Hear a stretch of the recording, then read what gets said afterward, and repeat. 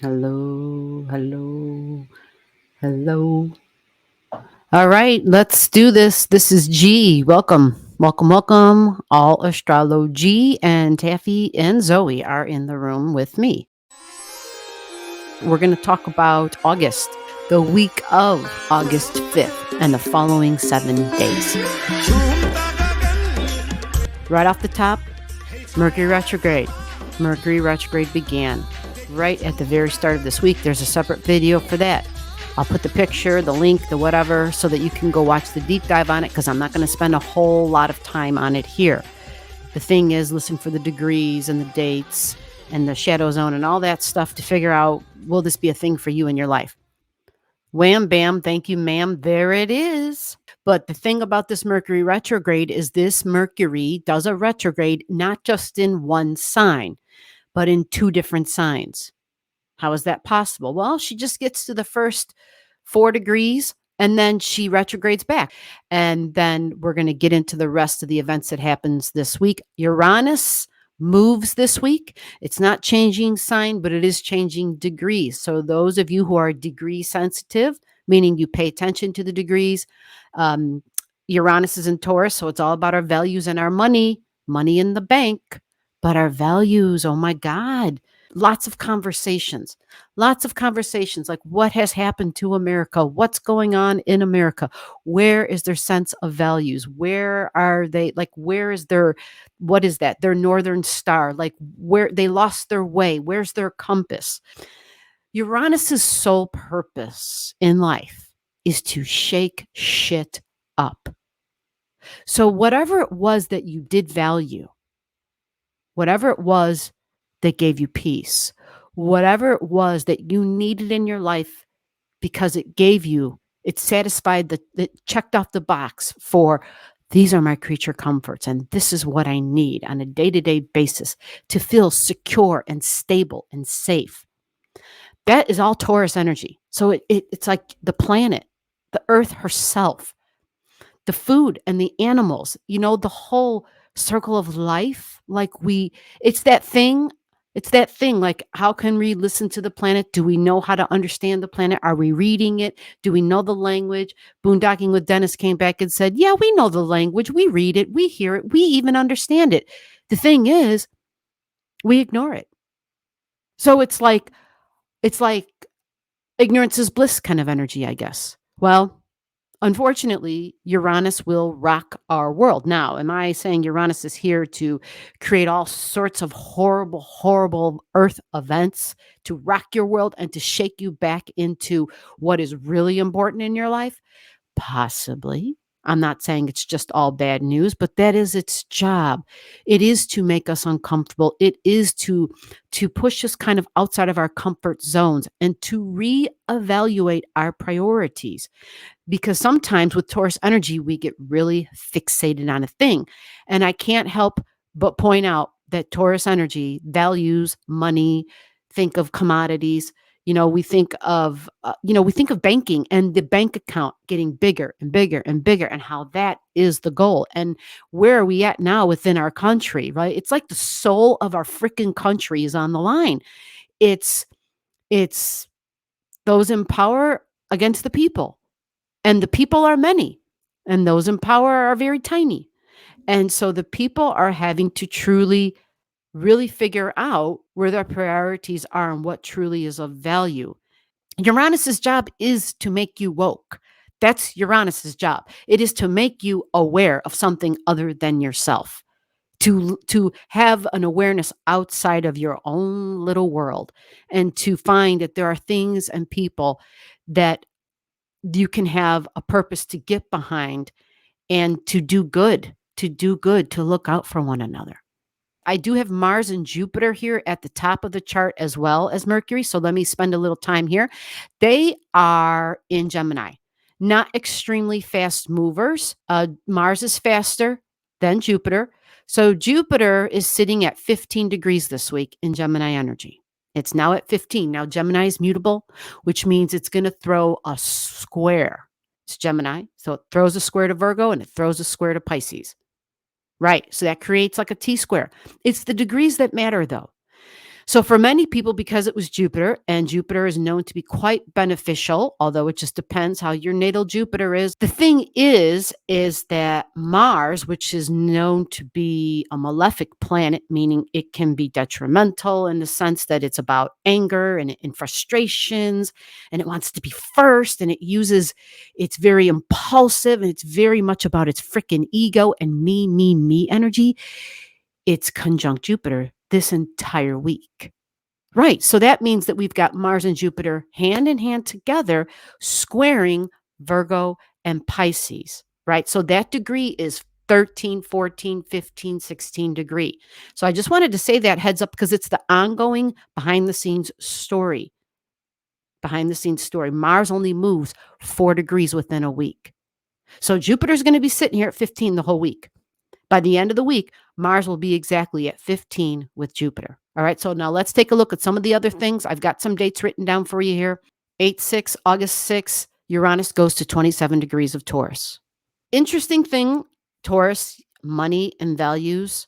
What do we value? Do we value the planet? Do we value the planet enough where we are making choices? We are making choices to help the planet. 27 degrees is our mind, connecting with the higher mind, group energy, values, group energy. When we think group, we think friends, we think social causes, we think humanitarian concerns. And how can I get involved? How can I volunteer possibly? How can I better serve the planet, which better serves humanity and all of its beautiful babes, right? Like, how can we live in a harmonious way? Now we move to August 7th, August 8th, 8 Lion Gate, right? Yeah, that's that big time of every August. You see all the videos, 8 Lions Gate. And here at this particular one, well, we have Uranus now sitting at 27, and we have Venus and Mercury conjunct, sitting together hand in hand at 3 degrees. Guess what sign they're in? Virgo. They're going to be at 3 degrees in the sign of Virgo. All right. So at the beginning of this week, Venus just entered Virgo. By the 7th, Virgo is touching 3 degrees and Mercury's retrograding. What do you hear, right? Exactly. The mind again, the details again, and the common sense and the logic and the rationale, my day-to-day routines, the tasks. When we think Virgo, we think perfection. We think hygiene and cleaning and cleanliness. We think, I'm thinking about my health. When we go to Taurus energy, what I love about this is we have Hygeia sitting here at 4 degrees, 4 degrees and 50 minutes, essentially. So she hits 5 degrees this week and stays there. Let's back the chart up. At this time, we're going to see the trine energy. I have a blue line. I'm going to highlight it with my green line with Virgo and Mercury and Hygeia. Nice, strong, stable, earthy energy. Venus and Mercury, values. What am I thinking? What am I talking about? So Virgo, it makes sense. I see the details. I see how it adds up. It's logical. It's rational. It's smart. It may have an idea, but it's based on information that it has at hand and it adds up to the big picture. It's trining. It's receiving a trine with Hygeia. Hygeia is a report card. So whatever sign it's in, it gives us a report card. You might have noticed when Hygeia for like the last 45 days, when Hygeia was in Aries, were you more focused on your appearance? Were you more focused on your body? Maybe your hair, maybe your face, maybe just more focused on your weight, but your appearance in general. This could include your clothing, working out, being a little bit more physical, a little bit more impatient even, and possibly the awareness of that because it's a report card for those of you who work on a level where you're truly beyond just working on the appearance. What about your ego and all about me? Because we are very fired up and ready to fight in Aries energy. Okay. So now Hygeia is in Taurus, which means it's a report card on our values. You see, so you're hearing a lot of common themes that I'm talking about of looking at our values, of reprioritizing our values, because this Uranus at the beginning of the week, also in Taurus, by the 7th, And this right here is showing the 5th. 2 days later, this goes to 5 and this goes to 27. Earth energy, the planet, the values, the banking, the money in the bank, and at what cost? Jobs, values, money in the bank, and what is the price I'm willing to pay for my own well-being, for the well-being of my family and my babies and the planet itself and for humanity. You see Juno here sitting at 28. She goes to 29 and sits at 29 degrees on the 8-8 in Virgo. Right. So there's a lot of Virgo energy here on 8-8, which is details. It's connecting the health and the things that make sense, jobs and jobs report. But the reality of companies and corporations having to make a transition, and it can be wobbly for people in different jobs with different skill sets, having to adapt. And we just had the beginning of the week, a new moon. So there's already a video on the channel. You would have already seen it. It happened at the very beginning of this week. I know I didn't mention it, but it was a new moon in Leo energy, and it was at 12 degrees on August 5th. So Juno goes to Libra energy. It's partnerships. So we have to be a little bit more on the diplomatic side. We have to learn and be honest with where our weaknesses are and who do we need to pair up with to have a stronger partnership and to create and cross over that bridge to each other. Remember that Libra energy, it is about compromise. It is about meeting somebody halfway. But remember what we talked about in the other video, which for some people, I guess it works better to use the word bridge. The scales of justice, Lady Liberty, equality and fairness. Libra energy, equality and fairness. So with that said, that takes us to the 11th. Saturn is moving to 17 degrees. Saturn is in Pisces, moving to 17. Okay, children and creativity, my creativity, how I stand out, individuality, how my creative spark, my colorfulness, even might be a little on the dramatic side, and we know this already because we're in full ride drama season, going into an election. Right here we are in August, like it's a major countdown, and we got Saturn sitting at 17, retrograding. So it's really strong rules, restrictions, order. Things may slow down at this time, but when it's in Pisces, we think of understanding and unity and oneness and possibly even forgiveness. But with Saturn in a retrograde, it may sober up the Pisces energy. Okay. So that's just something to be aware of, that little change for some of you who are sensitive, because after all, this is Pisces energy, and Pisces is all about sensitivity. Black Moon Lilith and the South Node in Libra energy, Libra, 7 degrees. Black Moon Lilith, South Node is a release and a let go, and it's in Libra. So when you have that big release of relationships, of equality, of diplomatic partnerships, and when we think of foreign affairs around the world, well, all of this matters. Releases and ending and closures. And we think about this degree, even the 7 degrees, it emphasizes again partnerships and equalities.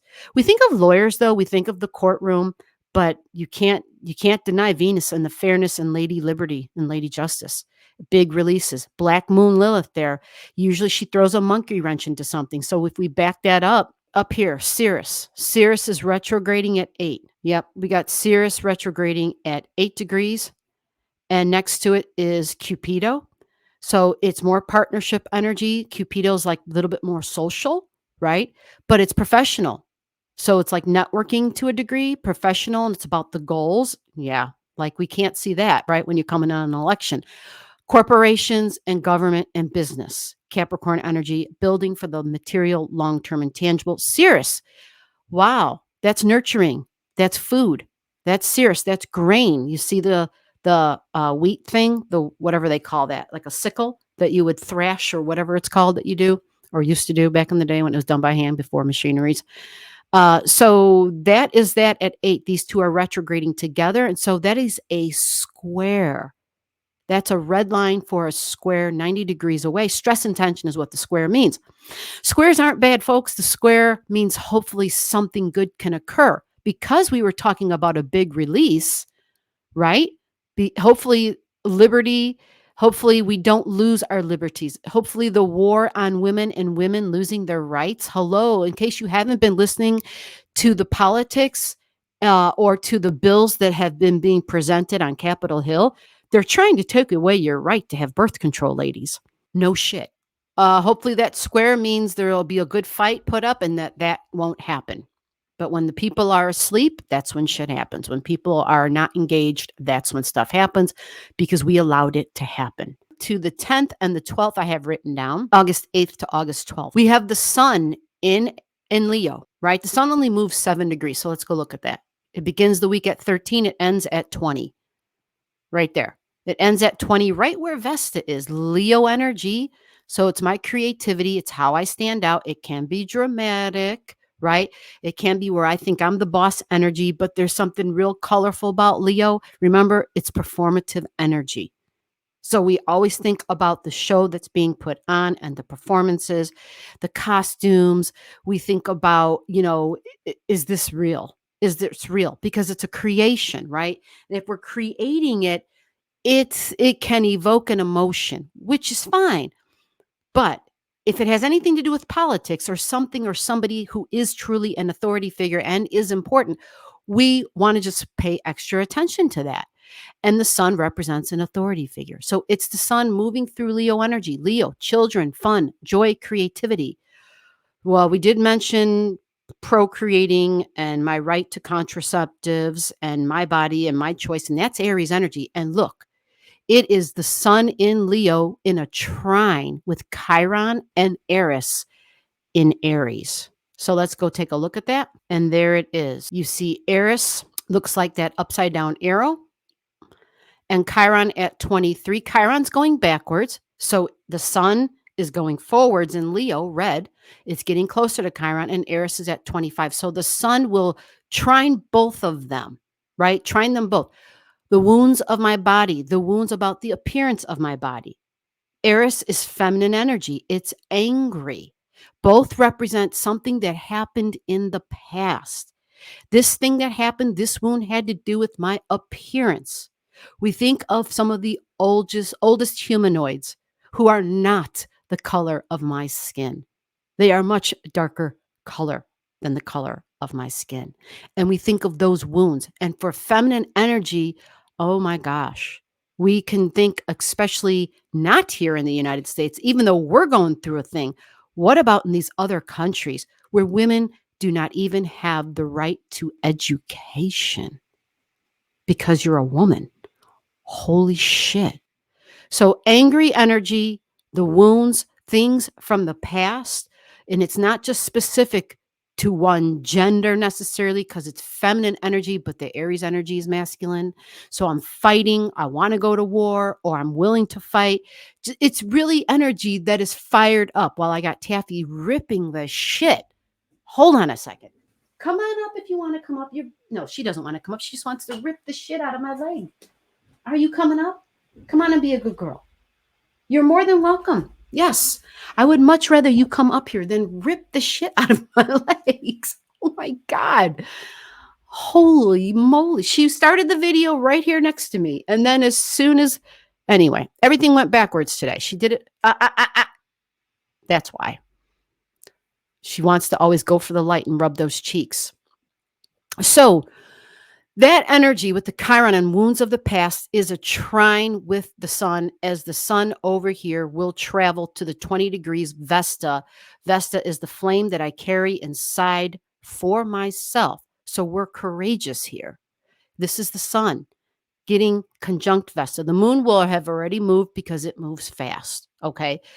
The other thing that I had highlighted, I talked about Jupiter, I talked about Mars, and the square that they throw, that's what that big T square is you see in the chart. I'll highlight it for you guys here real quickly. in black. What did I say? 14 to 16 degrees of Gemini, of Virgo, and of Pisces. All right. There's nothing really here by transit, but in your chart, you may have something. And again, once Mars gets beyond the 15, 16 degrees, which when we start next week's video, Mars will be right at 15 degrees with Jupiter. And then Mars moves 4 more degrees that next week. It moves 4 degrees in a 7-day time. Okay. So as Mars moves through the second decan, almost the second decan, on its way to the second decan of Gemini, it'll then start to square those same degrees in Virgo and Pisces. So we're not out of the woods with the Mars energy. And again, squares force us to take action. They force us to do something different because the way we've been doing it is suddenly challenged.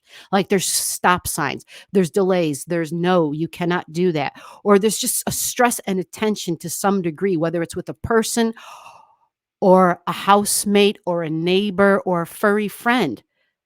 Pets, Virgo energy. Yeah, she licked my thumb. Little furry friends, Virgo energy, right? Absolutely. And she's like, it's time for you to feed me, damn it. And we're not late at all. It's a half hour before dinner, but she does this every day, at least an hour and a half before dinner. She's like, it's time to eat. So pets, your job, your tasks, your health, your pet's health too, the connection between the body and the mind, the connection between the stomach, the gut health, and the mind, Virgo energy. Keep that in mind. We're being smart. We're making right choices, and we're reprioritizing. If we're not, we're in a process. We're really, there's a lot of strong Mercury energy because of the retrograde and because Uranus has moved to a degree that sparks the mind. And it will spark the connection to Uranian energy, which it sparks us maybe to be a little bit more independent. But be cautious with our independent spirit. Sometimes we are so independent and we're so fired up, we end up getting in our own way without realizing it. And I can raise my hand to that, where I'm so fired up about something. I'm like, whoa, I just did something and that's not going to get me to my end result of what I truly value. And I have to step back and I have to have a conversation with myself. Like, wait a minute, you need to remember what your goal was. You need to remember what the big picture is. Many times we get so caught up in the little moments, especially if we're doing this and reading shit. So we might have to take some steps back and to breathe, to do what we need to do with music and sound and sense and smell and nature, to disconnect, to stay grounded, and to really understand how our choices, like what we value and our choices and the changes that we can make, how we can truly be empowered as an individual by connecting and making our priorities a priority in our life, and just making sure we don't back down from those priorities and those values and not be easily swayed. But at the same time, the big picture is, how do we move forward together? And I know that might be so unbelievably unrealistic, but the spirit of compromise is what Mercury is here to teach us, to be flexible. So there might be some things that we're willing to budge on, and we have to be able and willing to listen to what somebody else may be willing to budge on. So Mercury is gathering information in her retrograde. And remember, it is about listening, not listening to be reactionary and to respond, right? But listening to truly try to understand and say, okay, now that I've heard what you had to say, you've heard what I had to say, how can we move forward together? Knowing that what we want is different. That's it. All right, guys, Taffy's at the door now. She's not taking no for an answer, so I'm signing off. Thank you for your time. I truly appreciate it. Thank you for watching. I'll see you in the next one, and take care. Bye-bye.